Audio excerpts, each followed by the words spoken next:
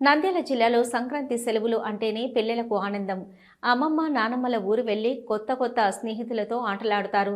వారి సంతోషానికి అవధులే ఉండవు. పట్టణ ప్రాంతాల్లో ఉన్నవారంతా సంక్రాంతి పండుగకు తమ స్వగ్రామాలకు వెళ్తూ ఉంటారు.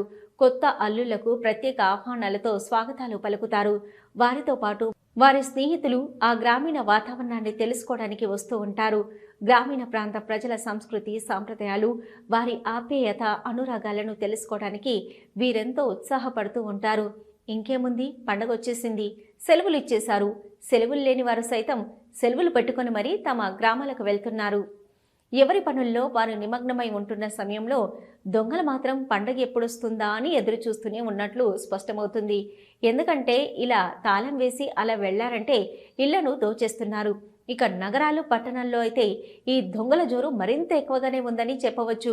గ్రామీణ ప్రాంతాల్లో కొత్త వ్యక్తి కనిపించగానే వెంటనే ఆ గ్రామస్తులు అతన్ని పలకరించి ఎవరింటికి వెళ్తున్నావని పలకరిస్తారు.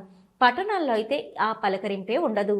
కళ్ల ముందే పక్కింటికి వెళ్ళిపోతున్నా మనకెందుకనే భావనతో ఉంటారు. ఈ క్రమంలోనే దొంగలకు ఆయా పట్టణాల్లో నేరాలు చేయడం సులువుగా మారింది. విజ్ఞప్తి, ఒకవేళ ఎక్కడికైనా పోయే పాట అయితే హౌస్ లాక్ చేసినప్పుడు పోలీస్ వారికి ఒక ఇన్ఫర్మేషన్ ఇచ్చినట్టయితే మీ ఏరియాలో గస్తీ అనేది కొంచెం పెంచడం జరుగుతుందనే విషయాన్ని కూడా తెలియజేసుకుంటున్నాము.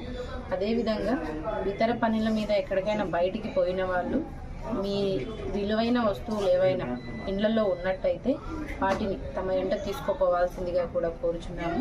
ఇంకొక ముఖ్య ఉద్దేశం ఈ ప్రెస్ మీట్ ద్వారా తెలియజేయాల్సింది ఏమంటే, మీరు ఎవరైనా సరే ఏదైనా అనుమానాస్పదంగా ఊర్లలో లేదా మీ వీధుల్లో తిరుగుతూ ఉంటే, అంటే ఈ గుడ్డలు అమ్ముతాము లేదా బట్టలు అమ్ముతాము లేదా వివిధ వేషధారణలో తిరుగుతూ ఉన్నట్టయితే వాళ్ళు ఎవరైనా సరే వీడియోలు రికార్డ్ చేసుకుంటూ లేదా అనుమానంగా చూసుకుంటూ తిరుగుతూ అన్నారు అని అంటే మీరు 112 లేదా 100కు ఇన్ఫర్మేషన్ ఇచ్చినట్టయితే వాళ్ళని విచారించి ఏదైనా క్లూ అనేది దొరుకుతుందనే విషయాన్ని కూడా తెలియజేసుకుంటాను.